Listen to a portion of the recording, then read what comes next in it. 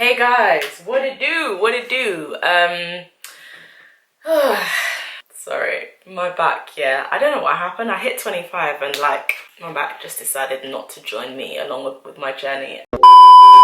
Hey guys, welcome to my channel. My name is Oghosa. If you haven't come across my channel before, I upload every Wednesday and Sunday and upload beauty, lifestyle, straight talking content. Today we're going to be talking about African marriages. And you know what? It's going to be triggering for all of us. But I thought, you know, as part of my naked series, I'd be like very honest about something that I've never talked about before, and I really want to talk about this. I don't think I'll be able to cover everything, but I'm probably going to talk about this again. So I'm going out to meet my friend Kemy after this, and then I'm going out after that for an Indo style party, so that should be fun. I put product on this hair beforehand, so which is why it's burning. This hair looks so cute with the brown highlights, man. I just need to add the rest of it to the bundles. I've been so lazy. This hair is from Kemy Hair, and if you have seen it before, I added some like brown streaks to the frontal, and then I got lazy and just decided not to do anything to the rest of the hair. So last time I had like a 90s flick, which to be fair, I feel like I'm not even over that. I'm not over it. So I'm probably going to do that again. I got new straighteners as well. They're really good. The Remington 230, and they're so cheap as well. They're like £21. So I got a 14-inch frontal, and then I also got a, sorry, can't not make an eye contact. Then I got a 3 bundles, which were 16, 14 and 18. And I ended up not needing the 18 because I just wanted it like, come on. Serving looks, serving lobs. Yeah, I ended up not needing the 18. I actually wanted to sell it, but like nobody bought it. I do sell some of my old units and bundles that I haven't used. So if you are interested in buying this 18-inch bundle, let me know. Well, not this one, but you know, from the company that I just didn't need for this unit. And to be honest, I'm glad I didn't use 2. As I said like in my last video, I don't want it to be too thick. Like I used to really do up thick hairstyles, and now it's kind of just like not every day. I think with lobs, like almost the thinner the better in some ways. But oh, look at the transition. Come on, what cute. Yeah, sorry that I keep on changing backgrounds. You will find out why I keep on changing backgrounds very soon. But I've had like a couple of like, we're doing renovations at some point, and other exciting things happened, which meant that I could just not film in one place, which was annoying, but also like, you know, good, because like good things are happening.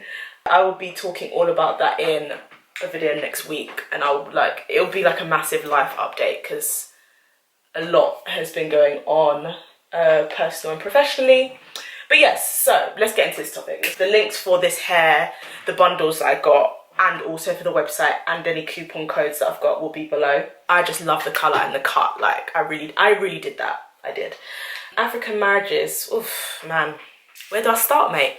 One thing I will say, before I go into this, I feel like people will think that I'm being slanderous or whatever when I'm talking about this stuff. And do you know what I learnt from my therapist about African marriages? The things that they think are acceptable, that we think are not acceptable, are not a problem for them. They're not that big of a problem. If you guys see my lace, it's your personal problem. The issues that we spot in our parents, aunts, uncles, distant relatives, people in church, people in the mosque, all sorts, the issues that we as a younger generation, I won't even say like people living in the US or the UK, because I've heard similar complaints from younger people, like millennials living in Nigeria as well, definitely other parts of Africa, as we all start to just develop a lot more emotional maturity and social, like just consciousness of what's going on. The more we spot it, yeah, they don't think it's an issue, which is why a lot of the time you'll see people put up with stuff that we would never put up with. The reason, I'm just putting on some primer, the reason that they're putting up with it is because it's not a problem to them. The dysfunction is completely normal to them. And that's when I thought, okay, well, what I can do, and my therapist said this to me 2 weeks ago, she was like, all you have to do is make sure that the things that you see that you don't like, you don't perpetuate it, and you also look out for it. You take it on as red flags and you make sure that you avoid it in later relationships. So that is a disclaimer for this whole conversation we're gonna have. That's a disclaimer for everything I'm gonna say. That colours everything I'm gonna say. Okay, so I've zoomed in a little bit, so hopefully you should be able to see a bit more. But the reason I talk about like what we think is dysfunctional and what we think is toxic, I'm not saying that these things are right. I'm just saying that it helps you come to a point of acceptance, and it helps you come to a point of acceptance. That's all I can think of to say right now. I think it helps you understand why they stay in these relationships, because they genuinely haven't seen anything else. Some of you watching, I know some of you may be Muslim, but I'm Christian. Even before I became like a born-again Christian, there's a certain culture of what marriages are in church, especially typical Nigerian churches. So I'm not talking about like the modern ones. I'm definitely talking about, you know the churches I'm talking about, girl or guy. You know, like, they have a certain way that their marriages are like seen, practiced, and the whole like courting thing, and like no kissing before, like no kissing, actually, but that one, the no kissing thing, actually, I can't say that that's just African, because I know other people, Americans as well, have kind of done the whole no celibacy thing. There's a way that I feel that type of culture and this holy, the culture of like the Nigerianness culture feeds into the church basically, and that then feeds into marriage. And I really would like to like understand the history of like colonialism on just romance. And I know that sounds really like unimportant. I do think there's a difference in how Africans show romance to how like white people show like affection. I don't think it's the same a lot of the time. Like, I might be wrong, but like from what I've seen, it's just not something that's normalized. So like one thing that I can definitely pinpoint, so I'm just looking for my eyebrow gel. I use the Kiko Lasting Eyebrow Gel. This one's a bit dark for me, so I tend to go light with the powder that I put on top. But one thing I've definitely seen is like, even when people do get married, couples do get married, and you know, people are talking about kind of like sex in the bedroom, like that never is discussed. Like, not even just in church, but just in general. And my therapist was telling me that a lot of Africans struggle a lot with their sex lives in marriage. Like, it's a big problem, mostly due to the fact that there's just no information given, and nobody really wants to talk about sex in church. Like, it's weird, like they talk a lot about abstaining from sex in church, but they don't talk about what happens when you actually start having it. I don't know, maybe because I'm not in these like marriage meetings and stuff, but it's not even something that's discussed in like people's homes. Like, I would love to know you guys' experiences in terms of like how your parents spoke to you about sex and relationships. I mean, my parents did a little bit. I don't think we have I don't think a lot of Nigerian kids have a relationship with their parents where they can literally just ask their parents anything about sex. Like, even if they're not having it, like just general questions. I just don't think that that's something that's encouraged. From what I know now, it seems like African marriages are very restricted in terms of like, they don't really believe in like, they don't really believe in having like really active like sex lives. When you think of the West, you think of like Ann Summers, and you think of how like sexually liberated the West is. And even though I am a virgin waiting for marriage, there is something very healthy about just being able to talk about sex openly. Especially like, you guys keep on saying, okay, yeah, marriage, sex is for marriage, sex is for marriage. Okay, now that I have entered, nobody wants to tell me what I can do to have a healthy sex life. Nobody wants to give me tips or on how to be sexually liberated in the bedroom, and how to not only please myself but please my husband, and how he can please me and please himself. I don't really like that please word, but at least making sure that both people reach some level of sexual gratification. That's not spoken about in church. And I actually think that it's having such a detrimental effect on African Christian marriages in particular. Maybe this is an issue that affects white Christians as well, I don't know, but there's definitely that sub kind of collision between Nigerianness and the church, or Africanness and the church, and when they meet, it's just like, woo, everybody's vagina getting closed, sewn up today. Like, it's very much like, oh no, we don't talk about sex toys here. Sex toys are of the devil. You don't know, when I marry my husband, we're going to be using all of the sex toys, okay? Everyone, and I've spoken about this before, and it's so funny to me, and maybe I do have a very unique experience about it because I was a porn addict and just experienced sexuality rather so early. Are we really going to just pretend like God created the whole earth, but he didn't create sex, and sex is from the devil? Sex isn't from the devil. Sex can be a tool that the devil uses to corrupt people, but sex in its original form is a gift from God. So why aren't we talking about it? Why aren't we celebrating it? And why don't we see more sexual passion and chemistry between like African, like people who are African and who are married?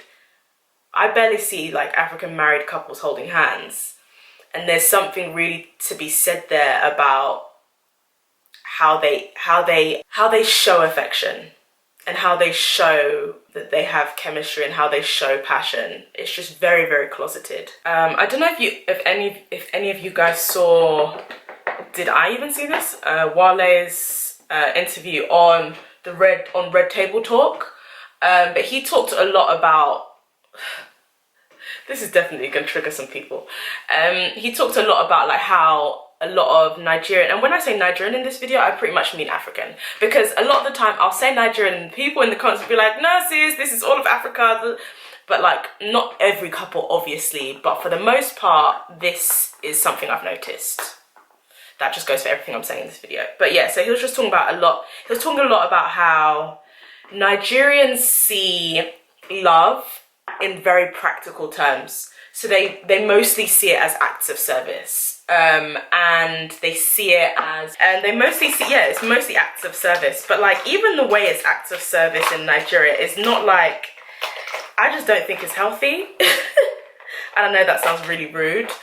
I'm using this really cool sleek concealer called Pomegranate. It's so nice on dark skin. It's absolutely beautiful. He was basically talking about acts of service, and one thing I think about acts of service is that the way Nigerians see acts of service is, oh, that was way too much, wow. The way they see acts of service is they kind of see it as like, okay, love languages, yeah, there's different people have different love languages, whereas in Nigeria, for the most part, whether your love language is acts of service or not, that's really mostly the type of love you're going to be shown. And whether that acts of service is a mum or a dad's love language, it doesn't really matter, because that's the only type of love they will show to everyone. I think words of affirmation and stuff might be important to some families, but I think it's mostly acts of service. And I'll give you an example. So if you're speaking to your dad or your mum and you're like, oh mum, like, you never hug me, or you never show me affection. A classic thing that a Nigerian parent can say is, what do you need hugs for? Don't I put food on the table? Don't I provide for you? Don't you have clothes to wear to school? Don't you have money in your pocket? It's about the acts. It's about the service that they're giving you. And also there's that emotional blackmail, but we'll get into that another time. I've just started doing my eye makeup. And I do think that acts of service is something that's used to both husbands and wives. I think there's a massive duty plays such a massive role in Nigerian marriages specifically. Like, I'm wary of comparing it to everyone else's, but specifically in Nigerian marriages, not even just in the examples I gave before, but even when we've heard of like wives like speaking to their husbands about improving certain things in their relationship, and the husband kind of using the fact that he's the breadwinner as an excuse not really to do anything, like not to change, because at the end of the day, like, if it wasn't for him, like, wouldn't you be struggling for money or working or kind of having to make your own income? It's really hard to do a cut crease and form intellectual arguments at the same time. I've done one cut crease and now I have to kind of keep my eyes half closed. Boy, all of this makes me tired, man. Big man ting. If you need a counsellor, I'm gonna link I'm gonna link BetterHelp below. I've got a link for BetterHelp, so if you do want, because I'm actually exhausted, I'm not even gonna lie to you. Because it's just never ending, and it gives me just this massive feeling of hopelessness sometimes, because what I just mentioned, it's just rooted in patriarchy. I know more Nigerian women are working than ever. By the way, using this DFA Cosmetics pigment called Heaven's Touch, bruv, can you just see this? It's lit. It's absolutely amazing, and they're black owned. But yeah, it just gives me so much hopelessness, because really and truly, this is a patriarchy issue. Men can still say to their wives, "Oh well, you know, I'll work and you can stay at home," and women will feel like that's okay and that's normal. I mean, if you want to stay at home, fine. I don't know how I feel about that yet personally, because I do feel like everyone has gifts and talents that they should share with the world, and motherhood in itself, I'm sorry, is not the only plan God has for your life. But that's just me, sure. So it's just, I mean, for me, it just reminds me of, and I was saying this the other day to someone, it just reminds me of like 18th, 19th century England, and the way their middle class to upper class marriages worked. Like, just so much service and so much power structures, because really and truly, without the power structure that is patriarchy, like, you can't make demands, you can't have acts of service in that way, because everyone will be bringing something to the table. But with patriarchy, it's mostly the man bringing something to the table, and it's mostly financial, and so every time you're experiencing love, it's rooted in money, and it's rooted in what someone has bought for you or what someone's paid for, and it's just not the image of love that I subscribe to. Sorry if my eyes look mad.